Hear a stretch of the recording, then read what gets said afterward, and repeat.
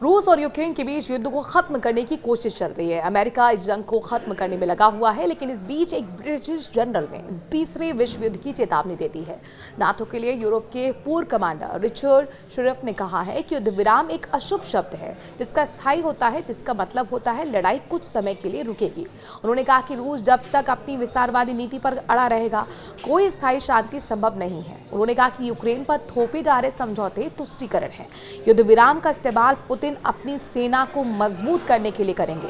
उन्होंने कहा कि हमें अभी तक रूस के साथ होने वाले समझौते के विवरण की जानकारी नहीं है, लेकिन एक बात तय है कि रूस खूनी तरीके से समझौता तोड़ देगा।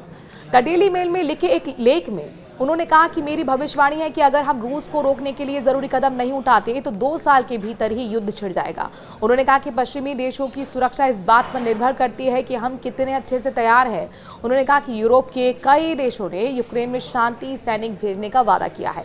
हालांकि अमेरिकी राष्ट्रपति ट्रंप और उनके उपराष्ट्रपति साफ कर चुके हैं कि अमेरिका कोई सैन्य गारंटी नहीं देगा।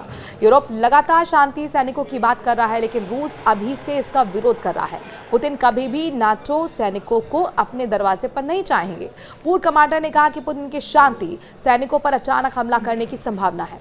उनकी प्रवृत्ति धीरे धीरे उकसावे वाली है। पुतिन ने पहले ही सोशल मीडिया पर पश्चिम के खिलाफ युद्ध छेड़ दिया है, जो हमारे लोकतंत्र को अस्थिर करने में काफी सफल रहा है। उन्होंने ये भी कहा कि यूरोप के पास रूस से सीधे टक्कर देने के लिए 2 साल का समय है, यानी टकराने के लिए 2 साल का समय है। हमें अब युद्ध जैसे तोड़फोड़, आगजनी, साइबर अटैक, प्रचार और हत्याओं के लिए तैयार रहना होगा, जो एक पूर्ण युद्ध की स्थितियां बनाएगा।